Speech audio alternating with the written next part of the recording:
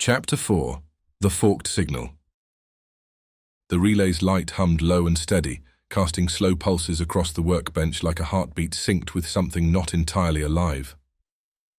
Fefe stood over it with O'Hare and the spotted frog, whose name they now knew was Jory. Hoppy leaned silently against the far wall, arms crossed, his eyes tracking every flicker of the machine. Landwolf lingered near the door, ears perked as if waiting for someone to burst in uninvited. The hologram flickered again. It was clearer this time, no longer just names and static. There were diagrams now, arcane linework, embedded code signatures twisting like living vines. "What the hell is it showing?" Jory whispered. Lost in thought, Fefe didn't answer. He was fixated.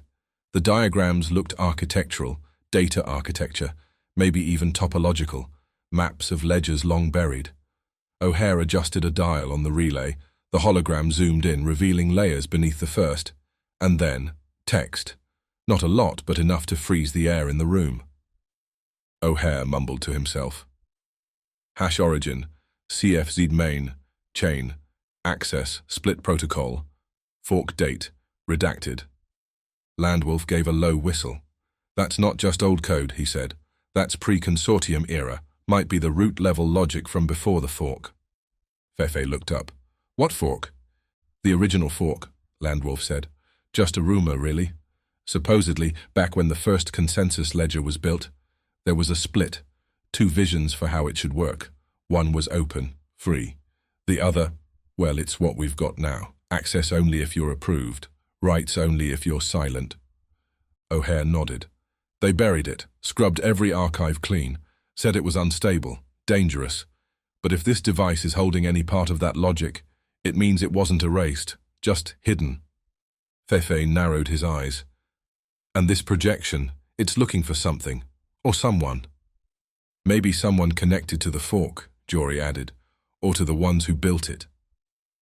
The hologram shifted again, a pulse in the code shimmered, and for a moment, a shape, almost humanoid, hovered in the light, incomplete.